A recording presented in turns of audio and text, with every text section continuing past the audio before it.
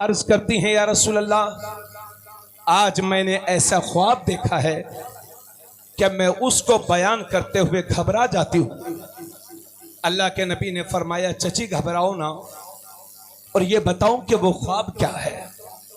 तो हजरत उम्मुल फज़ल बिन्त हारिस ने अर्ज किया, या रसूल अल्लाह, वो ख्वाब ये है कि आपके जिस्म का एक टुकड़ा काट करके मेरी गोद में रखा गया है। तो हजरत मेरे नबी इरशाद फरमाते हैं, चची ये ख्वाब तो बहुत प्यारा है, इंशाअल्लाह अनकरीब फातिमा के घर में बेटा होगा और सबसे पहले वो तुम्हारी गोद में दिया जाएगा। सुभान अल्लाह। यही हुआ। हजरत उम्मुल फज़ल बिन्त हारिस की गोद में सबसे पहले इमाम हुसैन तशरीफ लाए। पैदा होने के बाद आप जहनों में इंतशार ना बर्पा करें और बड़े ही सुकून के साथ तशरीफ रखें। अब मैं अपनी तकरीर के आखिरी मरहले की तरफ चला हूं। हजरत, जब इमाम हुसैन पैदा हुए थे उसी वक्त से बहुत सारे सहाबाई किराम को इस बात की इत्तिला थी कि इमाम हुसैन करबला में शहीद होंगे। खुद हजरत अली भी जानते थे, हजरत फातिमा भी जानती हैं और मेरे नबी भी जानते हैं कि मेरा ये प्यारा नवासा इमाम हुसैन, मेरा प्यारा नवासा हुसैन करबला में शहीद कर दिया जाएगा। गौर से सुनिएगा मेरे भाइयों। फिर एक दिन वो मौका भी आया कि बारिश का फरिश्ता अल्लाह की बारगाह में अर्ज करता है, या अल्लाह, मुझे अपने नबी की बारगाह में हाजिर होने का मौका दे दे और इजाजत दे दे। अल्लाह ने बारिश के फरिश्ते को इजाजत दी और बारिश का फरिश्ता मेरे नबी की बारगाह में हाजिर होता है। इतने में हजरत इमाम हुसैन दौड़ते हुए हुजूर की गोद में आकर के बैठ गए। बारिश का फरिश्ता हाजिर है और इमाम हुसैन नबी की गोद में है। अब जब नबी की गोद में उस फरिश्ते ने इमाम हुसैन को देखा, नबी कभी इधर से चूम रहे हैं कभी उधर से चूम रहे हैं, तो बारिश के फरिश्ते ने कहा, या रसूल अल्लाह, क्या आप इस बच्चे से मोहब्बत करते हैं? अल्लाह के नबी ने फरमाया, हाँ, मैं इस बच्चे से बहुत प्यार बहुत मोहब्बत करता हूँ। तो बारिश के फरिश्ते ने कहा, या रसूल अल्लाह, जिस बच्चे से आप मोहब्बत करते हैं, इन्ना उम्मता का सतक़तुलुह, या रसूल अल्लाह, आपकी उम्मत इस बच्चे को शहीद कर देगी। मेरे आका करीम सल्लल्लाहु अलैहि वसल्लम की आंखों में आंसू आ गए और मेरे आका का चेहरा मुबारक आंसुओं से भर गया।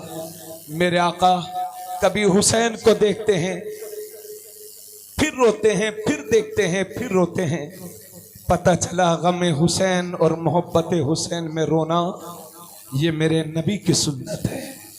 मेरे नबी ने उस मौके पर आंसू बहाए तो उस फरिश्ते ने कहा, या रसूल अल्लाह, अगर आप मुझे इजाजत दें तो मैं करबला की वो मिट्टी उठा करके ले आऊं जिस मिट्टी पर हुसैन शहीद होंगे। हजरत, फरिश्ते को इजाजत मिली और वो फरिश्ता मिट्टी लेकर के आया जो सुर्ख मिट्टी थी। मेरे नबी ने उस मिट्टी को लेकर के हजरत उम्मे सलमा के हवाले कर दिया।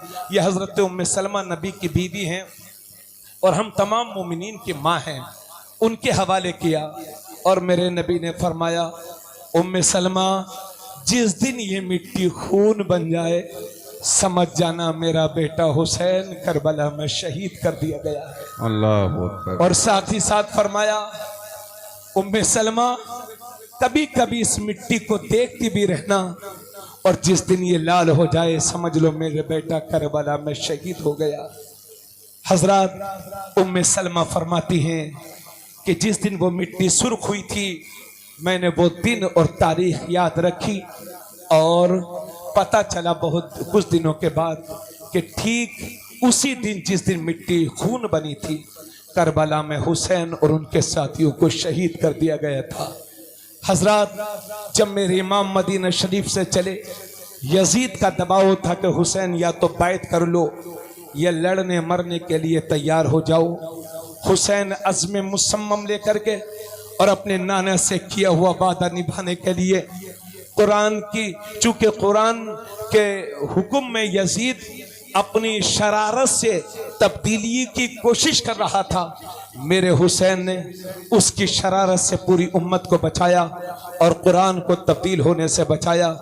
क्योंकि ये मेरे रब का हुक्म है, इन्ना नहनु नज़्ज़लना ज़िक्रा व इन्ना लहू लहाफ़िज़ून, बेशक हम ही ने कुरान को नाज़िल किया है और हम ही इसकी हिफाजत फरमाएंगे। मोअज़्ज़ज़ सामीन, वो फरिश्ता, वो जिस दिन वो मिट्टी सुर्ख हो गई थी, खून बन गई थी, हजरत उम्मे सलमा को उसी दिन पता चल गया कि आज इमाम शहीद हो गए हैं। आप मदीने से मक्का शरीफ पहुंचे और मक्का शरीफ से 3 ज़िलहिज्जा यानी 8, 9, 10, 11, 12 5 दिन ये हज के दिन हैं और उन 5 दिन से 5 दिन पहले, 4-5 दिन पहले 3 ज़िलहिज्जा को मेरा हुसैन मक्का शरीफ से करबला की तरफ रवाना होते हैं। कूफे वालों ने झूठे खुतूत लिख करके आपको कूफा बुलाया और आपसे बैत करने का वादा किया था, लेकिन अपने वादे को उन्होंने पूरा न किया और इमाम हुसैन के साथ जुल्म ज़ाती के साथ पेश आए। गौर से सुनिएगा, करबला के लिए जब मेरे इमाम मक्का शरीफ से रवाना हुए तो 82 नुफूस कुदसिया थे, 82 अफराद थे, जिसमें 3 इमाम हुसैन के बेटे, सबसे बड़े बेटे हजरत अली अकबर हैं, यानी तीनों बेटों का नाम अली अली है। अली अली अली। अकबर का माना होता है सबसे बड़ा, औसत का माना होता है बीच वाला, असगर का माना होता है सबसे छोटा। तो अली अकबर, हजरत अली अकबर हैं जो करबला में शहीद हुए। और उनके बाद हजरत अली हैं, हजरत अली औसत, जिन्हें हम इमाम ज़ैनुल आबिदीन कहते हैं। 22 साल की उम्र थी और उन्होंने जामे शहादत नोशनी फरमाया और इमाम हुसैन के हुक्म से वो काफले को लेकर के मदीना शरीफ तशरीफ लाए। और हजरत अली असगर यानी छोटे वाले अली, ये तीनों हजरात इमाम पाक के साथ में हैं। और हजरत इमाम ज़ैनुल आबिदीन की माँ हजरत शहरबानो, इमाम हुसैन की 2 बीवियां उस सफर में हैं। हजरत शहरबानो जो हजरत इमाम ज़ैनुल आबिदीन की माँ है, और हजरत अली असगर की माँ भी उस सफर में साथ में हैं। और इमाम हुसैन की बेटी बहन हजरत ज़ैनब और 7 साल की हजरत सकीना, ये सब इमाम हुसैन के साथ उस सफर में हैं। और ये मत समझिएगा कि इमाम हुसैन तो शहीद हुए हैं मगर इमाम हसन शहीद न हुए। इमाम हसन चूंकि पहले ही जहर देकर शहीद कर दिए गए थे, इसलिए वो करबला नहीं गए, मगर उनके 4 जवान बेटे, जिनमें हजरत कासिम, हजरत अब्दुल्ला और हजरत उमर और हजरत अबू बकर, ये 4 इमाम हसन के बेटे, 3 इमाम हुसैन के बेटे और हजरत इमाम हुसैन के 5 भाई यानी हजरत अली के 5 बेटे, हजरत अब्बास अलमबरदार, हजरत उस्मान और नाम और भी हैं उनके, इस वक्त मेरे जहन में है लेकिन मुझे कहीं तशाबुह हो रहा है इसलिए मैं जिक्र नहीं कर रहा हूँ। 5 भाई हजरत 5 बेटे हजरत अली के उस सफ़र में हैं। और हजरत ज़ैनब के 2 बेटे और मोहम्मद जो इमाम हुसैन के भांजे हैं, वो भी करबला में शहीद हुए। हजरात, अल्लाह ना करे इस भेला गाँव को कोई दिन ऐसा देखना पड़े जिस दिन एक ही घर से कई कई जनाजे उठे हों। ये दिन पहले देखने को कम मिलते थे, लेकिन आज जब किसी का एक्सीडेंट होता है, कोई कार हादसा होता है, तो हमें पता चलता है कि एक एक घर से 4-4, 5-5 लाशें उठती हैं। जिस घर से 4-4, 5-5 लाशें उठें तो उस बूढ़े बाप का क्या आलम होता होगा जो अपने घर की लाशों को उठता हुआ देखता हो। अल्लाह अकबर। मेरे इमाम ने करबला की जमीन पर 82 नुफूस कुदसिया साथ में थे, मगर अपने घर के 17 नौजवानों की लाश को मेरे इमाम ने करबला की जमीन पर उठाया है। यानी एक ही घर से 17 जवान, अहले बैत के 17 जवान करबला में शहीद हुए हैं। क्या आपने आसान समझ रखा है? और जुल्म ज़ाती ये कि आपने मसनूई करबला बना रखी है। कभी यहाँ करबला, उस गांव करबला ऐसी होती हैं, करबला में जानों का नजराना पेश किया गया है, इसलिए गुनाहों का अड्डा इन मसनूई करबलाओं को न बनाओ। हजरत करबला एक है जहां पर इमाम हुसैन शहीद हुए थे। मोअज़्ज़ज़ सामीन, इस तरह से मेरा इमाम करबला की जमीन पर पहुंचता है और उनके पहुंचने से पहले एक मौका वो भी आया कि हजरत अली जब जंगे सिफ़ीन के मौके पर सफर फरमा रहे थे, सफर करते करते एक जगह आप रुक गए और रुकने के बाद फिर जमीन पर बैठ गए और जमीन पर बैठकर इतना रोए कि जमीन आंसुओं से तर हो गई। उसके बाद अपने मानने वालों को बताया कि एक दिन मैं नबी की बारगाह में हाजिर था तो मेरे नबी ने फरमाया, मैंने नबी को देखा कि नबी रोने लगे हैं, नबी के आंखों में आंसू हैं, अश्कबार हैं आंखें और नबी खूब रो रहे हैं। मैंने अर्ज़ किया, सरकार आंखों में आंसू क्यों हैं? तो फरमाते हैं नबी कि मुझे हज़रत जिब्राइल ने आकर के बताया कि मेरे बेटे हुसैन को करबला में शहीद कर दिया जाएगा। जब करबला में मौला अली पहुँचे तो वहीं बैठ कर के रोने लगे और इतने आंसू बहाए कि ज़मीन भी आंसुओं से तर हो गई। हजरत, लेकिन तारीख शाहिद है, नबी भी जानते थे इमाम हुसैन शहीद होंगे, मौला अली भी जानते थे इमाम हुसैन शहीद होंगे, फातिमा भी जानती थी इमाम हुसैन शहीद होंगे, लेकिन कोई तारीख के हिस्से में यह बता नहीं सकता कि नबी ने यह दुआ कर दी हो, या अल्लाह मेरे नवासे हुसैन को बचा लेना, अली अकबर को बचा लेना। असल में हुसैन को उस दिन के लिए तैयार ही किया गया था। और आप ये समझते हो कि करबला में जो गर्दनों पर तलवारें चली तो उन्हें कितनी तकलीफ हुई होगी? नबी फरमाते हैं कि शहीद को बवक्त शहादत बस उतनी ही तकलीफ होती है जैसे आपके बदन पे चूंटी काट ले या कोई आपका दोस्त आपके बदन पे नोच ले, तो जितनी तकलीफ आपको चूंटी काटने के वक्त होती है उतनी ही तकलीफ एक शहीद को उस वक्त होती है जब वो अल्लाह की रजा के लिए जामे शहादत नोश करता है। और हजरत, ये भी आप जान लो कि आज तक जितने लोग इस दुनिया से गए हैं सब के सब अपनी कब्रों में मौजूद हैं और मेरे नबी का वहां तशरीफ ले जाना और हजरत आदम का जन्नत में जाना यह उनका मौजज़ा है। बाकी सारे लोग जो अब तक दुनिया से जा चुके हैं सब अपनी अपनी कब्रों में मौजूद हैं, लेकिन अल्लाह ने शहीद को इतना बड़ा मर्तबा अता फरमाया है कि शहीद की रूह सब्ज परिंदों के जिस्म में दाखिल होकर के जब चाहती है जन्नत चली जाती है और जब चाहती है जन्नत से बाहर चली आती है और जो दिल करता है जन्नत के मेवे खाया करती है। और हजरत, जब हमसे क़यामत में पूछा जाएगा क्या तुम दुनिया में दोबारा जाना चाहते हो, तो हम सब कहेंगे मौला दुनिया में हमें न भेज। लेकिन जब शहीद से पूछा जाएगा तेरी आखिरी ख्वाहिश क्या है, तो शहीद कहेगा मौला मेरी आखिरी ख्वाहिश यह है कि तुम मुझे फिर से दुनिया में भेज दे, मैदान हो और मेरे हाथ में तलवार हो, तेरे दुश्मन हो और तेरे नाम पे लड़ते लड़ते मैं जामे शहादत नोश कर जाऊं। मौला मेरी यही तमन्ना। सुभान अल्लाह, सुभान अल्लाह। एक शहीद की तमन्ना यह होगी। बेशक हजरत, तो शहीद शहादत का दर्जा बहुत ऊंचा दर्जा है जी। अल्लाह उन बंदों को शहादत अता फरमाता है जिन्हें पसंद फरमाता है। आपने तो कभी जिंदगी में ये दुआ ना की होगी अल्लाह मुझे शहादत की मौत देना, कभी नहीं की होगी। आप कहते हैं अल्लाह अच्छी मौत दे देना, बिस्तर पे दे देना मौला, किसी से पानी मांगना ना पड़े, बस ये है हमारी दुआ।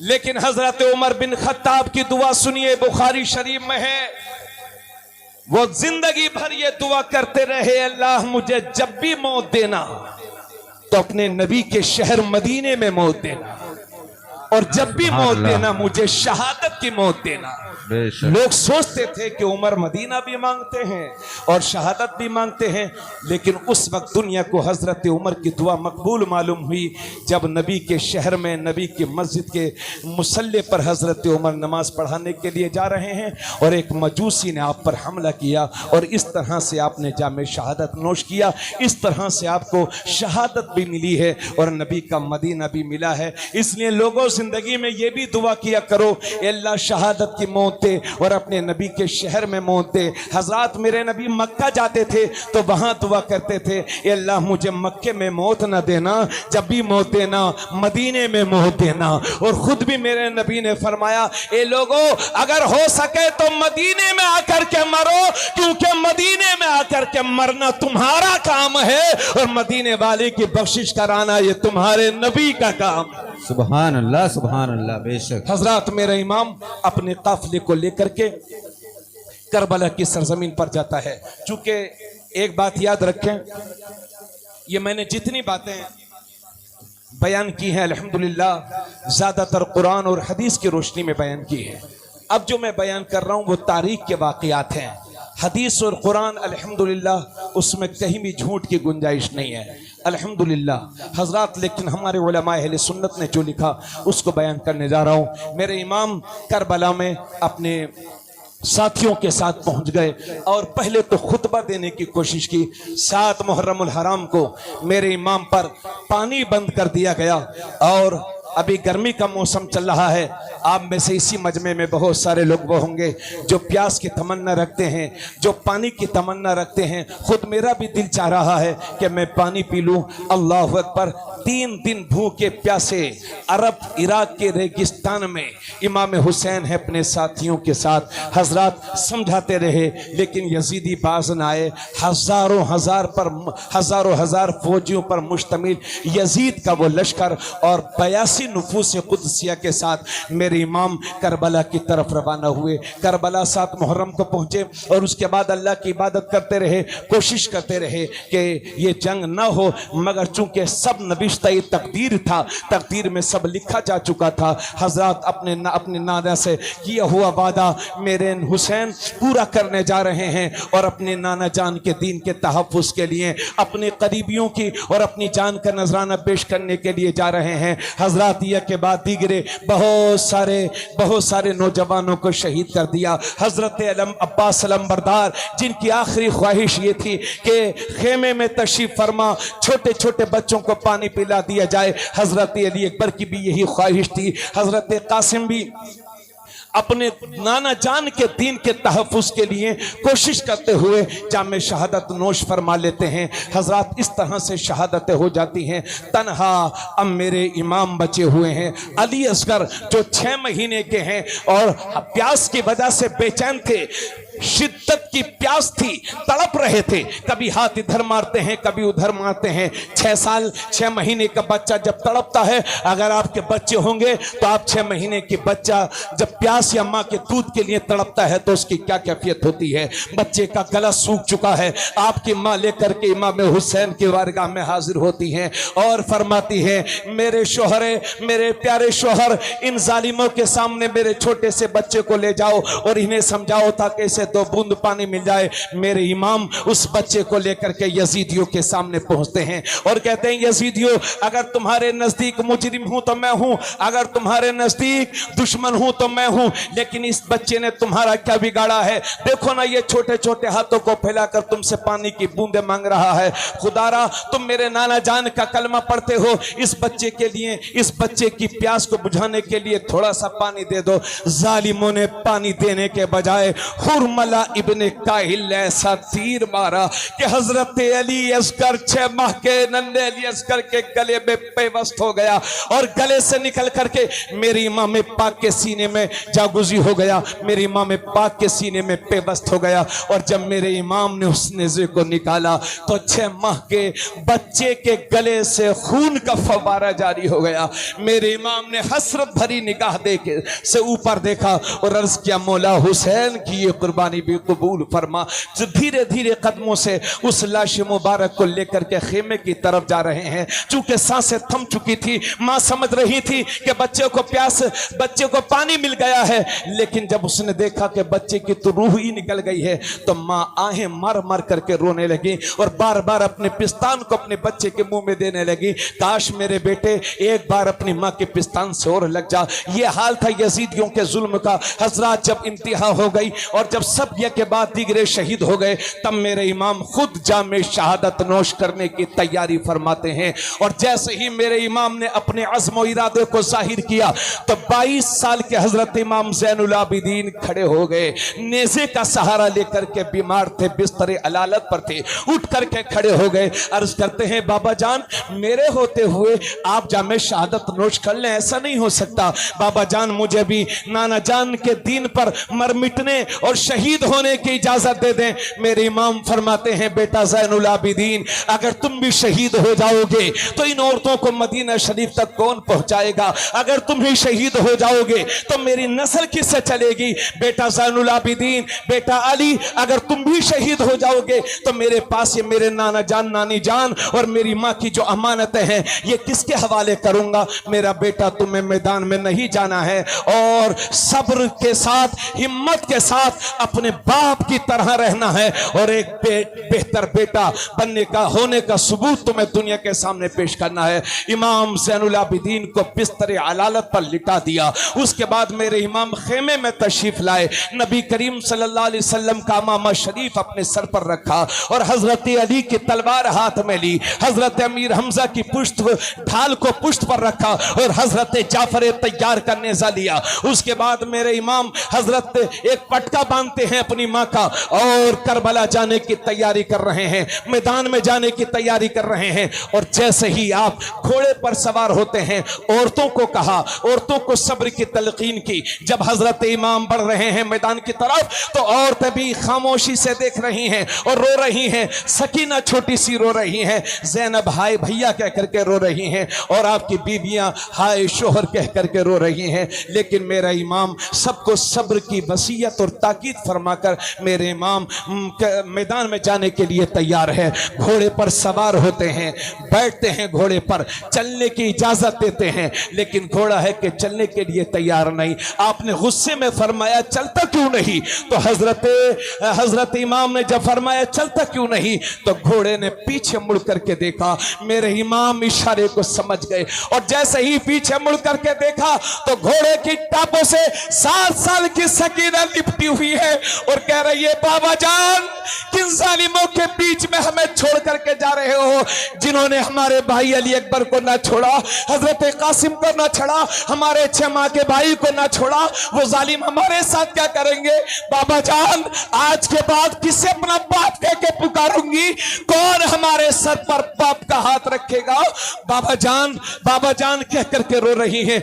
मेरे इमाम ने, सब्र वाले हैं इमाम, सीने से लगाया, बेटी को सब्र दिलाया, हजरत ज़ैनब के हवाले किया और उसके बाद अज़्म मुसम्मम लेकर यजीदियों के दरमियान पहुंच गए। पहले तो समझाने की कोशिश की, कह रहे यजीदियों, खुतबा पढ़ा, अल्लाह की तारीफ की, अपने नाना जान की तारीफ की। उसके बाद समझाने की कोशिश करी, यजीदियों मान जाओ, तुम मुझे नहीं पहचानते हो, या अब ये बताओ कि दुनिया में इस वक्त मेरे सिवा नवासे रसूल कौन है? क्या मैं उस अली का बेटा नहीं हूं जो फातिह खैबर है? क्या तुमने नहीं सुना कि नबी ने फरमाया था जब मेरी बेटी फातिमा पुल सिरात से गुजरेगी तो 70,000 हूरें फरिश्तों के झुरमुट में, 70,000 फरिश्तों के झुरमुट में सैयदा फातिमा ज़हरा का पुल सिरात से गुजर होगा। मैं उस फातिमा का बेटा हूं, मैं उस अली का बेटा हूं। क्या तुम्हें नहीं मालूम? क्या तुम नहीं जानते कि मेरे सिवा नवासे रसूल दुनिया में कोई नहीं है?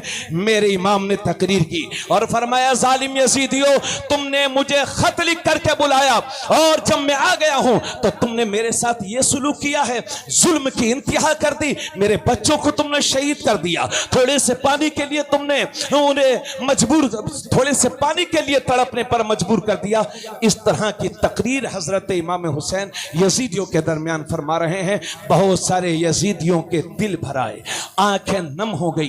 करीब था कि काफिला इमाम हुसैन की तरफ होता, मगर शिमर वगैरह बदबख्त ने शोर कर दिया। अरे हुसैन, या तो तुम बैत करने के लिए तैयार हो जाओ वरना लड़ने मरने के लिए तैयार हो जाओ।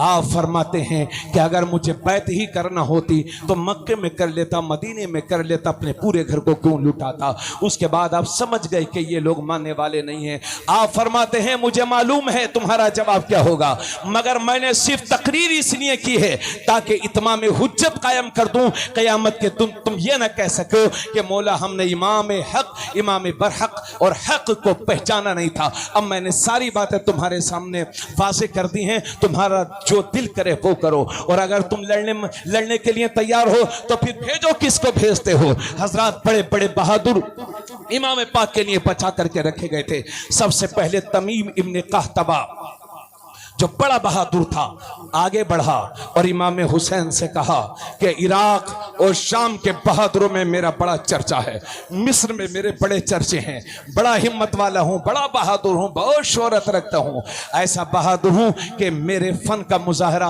अभी तुम देखना। इतना कहना था और तलवार चलाई मेरे इमाम पर, लेकिन फन नाकिस फन रखने वाला शेर खुदा के शेर नर का मुकाबला कर सकता है? एक ही बार में उसका काम तमाम कर दिया। यजीद अब तही आगे बढ़ा और कहा, देखना हुसैन, मैं ऐसा बहादुर हूं कि मिस्र में मेरा शोहरा है, इराक में मेरा चर्चा है, हर जगह मेरा चर्चा है, और मैं अगर पहाड़ पर अपनी तलवार मार दूं तो पहाड़ भी रेजा रेजा हो जाए, ऐसा हिम्मत वाला हूं मैं, ऐसा बहादुर हूं मैं। अपने कसीदे पढ़ रहा है, लेकिन इमाम उसके बाद फरमाते हैं, तू होगा बहादुर लेकिन मेरे नजदीक तेरी हैसियत मच्छर के बराबर भी नहीं है, मच्छर के बराबर भी नहीं है। ये कहा तो जज्बात में आ गया और पलट करके मेरे इमाम पर हमला करना चाहा। मेरे इमाम ने उसके वार को खाली किया और ऐसा तलवार मारी कि उसकी कमर कट करके दो हिस्से हो गई, दो हिस्सों में तकसीम कर दिया। इस शान के साथ जुल्फ़िकार यानी हजरत अली की तलवार अपने किरदार को करबला के मैदान में निभा रही है। बदर बिन सुहेल ने देखा कि अरे, इब्ने साद से कहा, कैसे लोगों को तुमने भेज दिया? मेरे 4 बेटे हैं, अभी एक को भेज के देखो, अभी हुसैन का सर काट करके लेके आएगा। इब्ने साद ने उसके बड़े बेटे को इशारा किया, जा लड़। पहुंचा ही था कि मेरे इमाम ने वार करके उसका भी काम तमाम कर दिया। तब उसका बाप बदर बिन सुहेल यमनी आगे बढ़ा, चूंकि उसने अपने बेटों को मरता हुआ देखा था, और कहा, देखना हुसैन, ऐसी तलवार मारूंगा, ऐसी तलवार मारूंगा कि तुम चकनाचूर हो जाओगे। और पहुंचते ही नेज़े से हमला किया। मेरे इमाम ने उसके नेज़े को तोड़ दिया। उसके बाद उसने वार किया, मेरे इमाम ने उसके वार को उसका वार खाली गया। उसके बाद पलट के मेरे इमाम ने ऐसी तलवार मारी कि उसकी गर्दन बैल की तरह कटते हुए दूर जाकर के गिरी।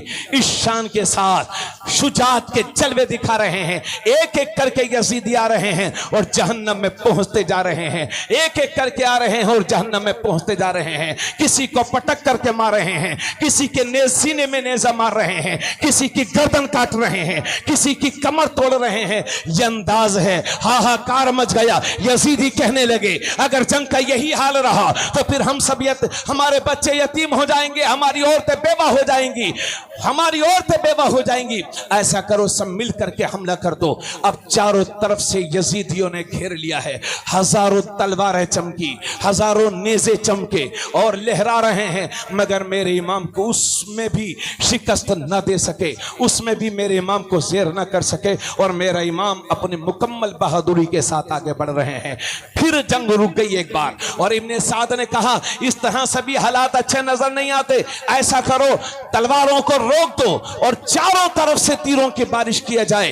अब तन्हा मेरे इमाम खड़े हैं और चारों तरफ से तीरों की बारिश है। हिम्मत वाले हैं, शुजाअत वाले हैं, मगर जो घोड़ा है वो तो जानवर है ना, हुसैन का है मगर जानवर है ना। तीरों की बारिश हो रही है। ऐसे आलम में एक तीर मेरे हुसैन की उस पेशानी पर आकर के लगा जिस पेशानी को मेरे नबी बार बार चूमा करते थे, बार बार बोसा लिया करते थे। मेरे हुसैन कश खा करके घोड़े के जीन से नीचे तशरीफ लाए। हजरत उसके बाद जालिम इब्ने सिनान ने ऐसा नेज़ा मारा कि सरे अक़दस बदन से जुदा हो गया। और उसके बाद फिर नेज़ों से, तलवारों से मुताद्दिद हमले किए।